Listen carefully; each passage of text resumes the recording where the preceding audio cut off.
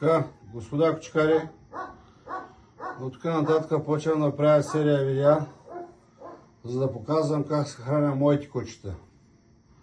Мисля, че това е правилното, това е точното, за да изглеждат добре и да са в перфектна форма.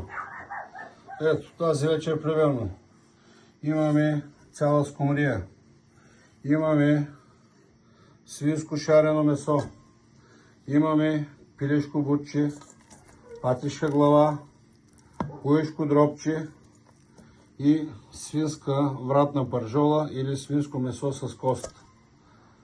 Това е за 5 големи кучета, имам още 4 големи.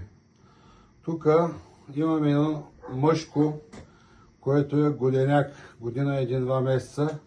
За него имам специални неща. Тук са, това е варен телешки крак. Варен, ето чисто колагенче, жила.